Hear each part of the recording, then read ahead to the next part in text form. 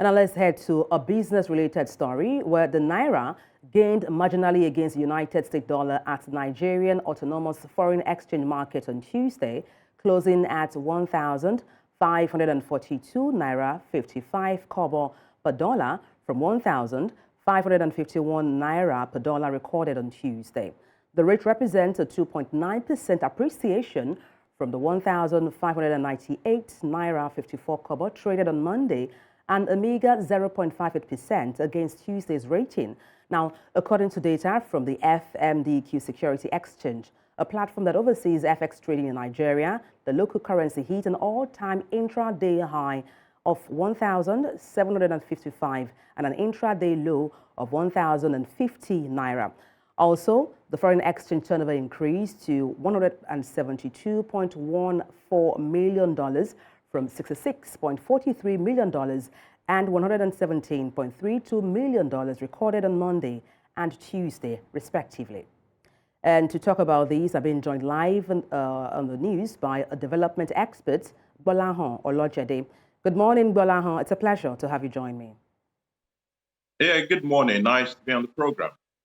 All right, we understand the Naira has further crashed, but let me start with Tuesday's ratings.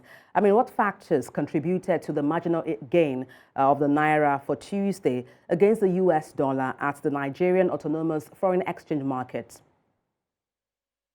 It might simply be the fact that the banks sold a little more. So we have seen increase in the volume being offered for sale by the banks and maybe the oil majors from Monday to Tuesday to Wednesday. So that increase in volume, Wednesday was like 172 vis-a-vis $117 million for the previous day. So that might have helped, you know, the sense or the feeling that the supply is higher will help with the price. But is this anything to be happy about in the first place? A gain of, 2.9% appreciation of the Naira. In the first place, is it anything to be, joyful about?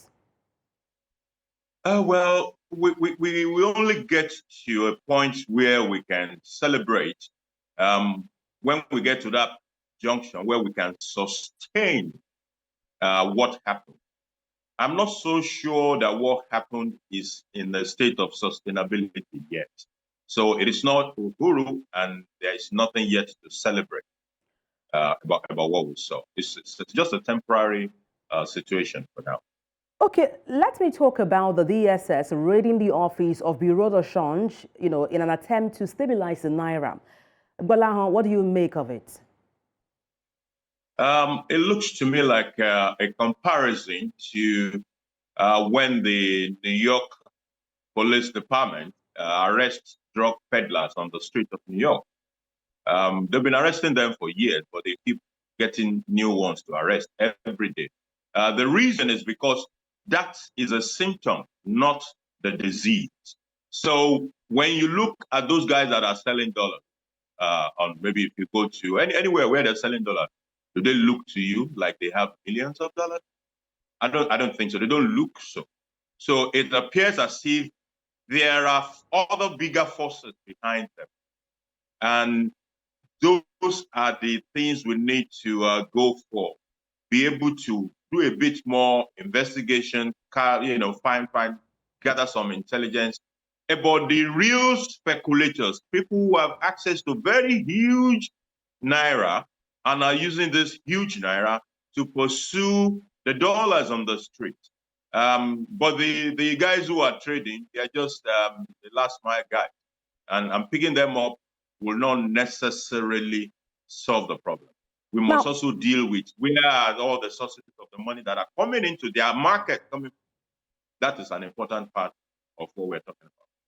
Talking about dealing with the issues of the Naira playing yo-yo, on Tuesday, it's appreciated by 2.9%. Wednesday, it's, equating to about 1,880 and tilting to about 1,900 per dollar.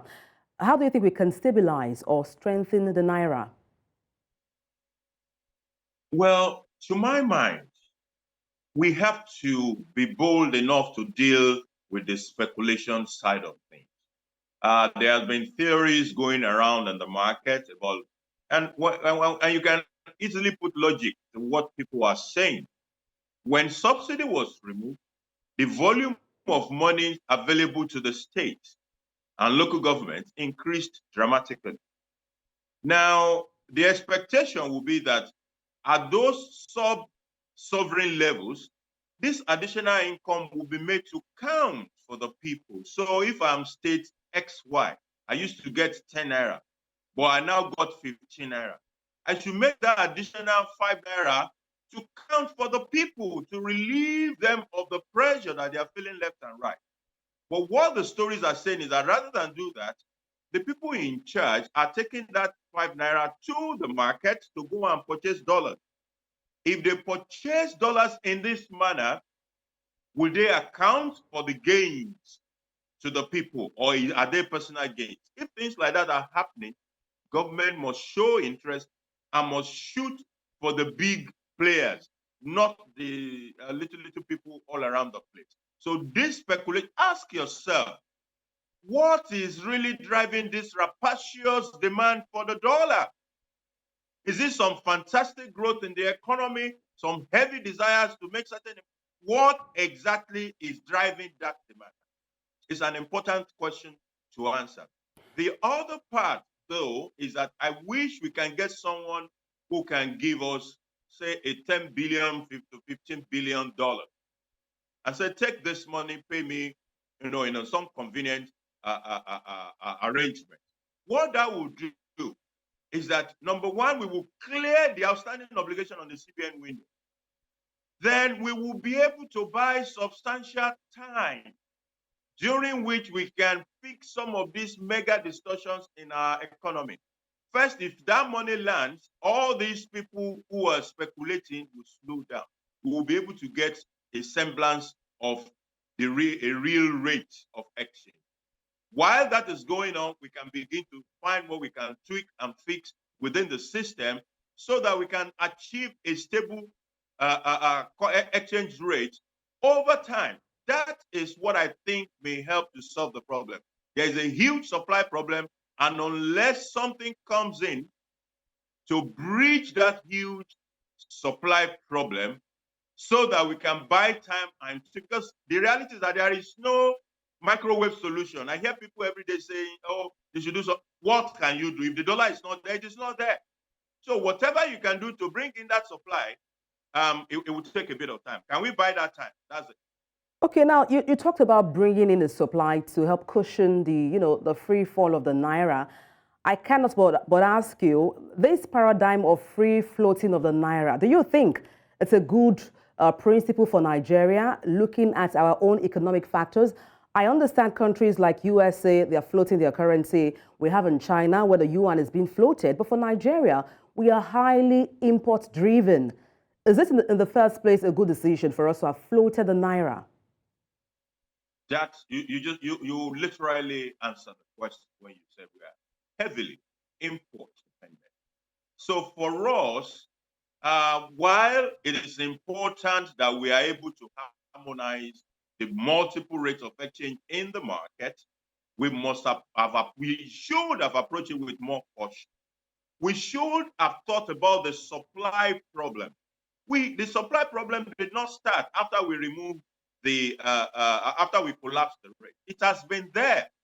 So a fundamental question we should have answered before the collapse of the multiple rate is, how do we fix this supply problem? Not a post-policy issue. Now, we've taken that step already anyway. There is no going back. We don't even have a way of going back anyway. So it is now for us to face the reality of what is on ground. We've taken a step to collapse the rates without thinking through the supply issue. So here we are, the supply issue is there, and it is leading us down the slope. This has been further complicated by speculators, heavy speculation going on in the market. Everybody buying up dollars, betting against the Naira, hoping to make quick money, not because there's any substance to this rapacious demand for the dollar. So we must find Bolaho, permit me to chip in there. When you say the Naira is falling, because of speculation in the markets, and that's making the dollar rise. I wonder, because Nigeria is heavily import-driven, we're not competing in global markets, you know, in international trade, and these are things that will make the Naira strong. So when you say speculation is driving the crashing of the Naira, is that the only factor? That cannot be the only factor, but it is right there. And when you are curing the problem, you must also cure that part of it. I'm in the finance space, and every day I know how many people are talking to me about buying dollars. I see this thing every day. I know about this thing. People seeking to buy dollar. If you buy dollar 3 days ago, it was 1,870. Yesterday, it was 1,900. It is easy to see that a speculator knows that maybe today it will be 1,950. We don't know.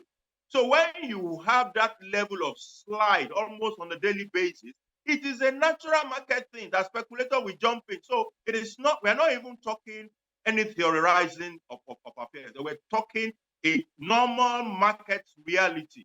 Something I bought 1,870 on Tuesday was 1,900 on Wednesday. Anybody who has money will jump into that market. I'm very sick of that.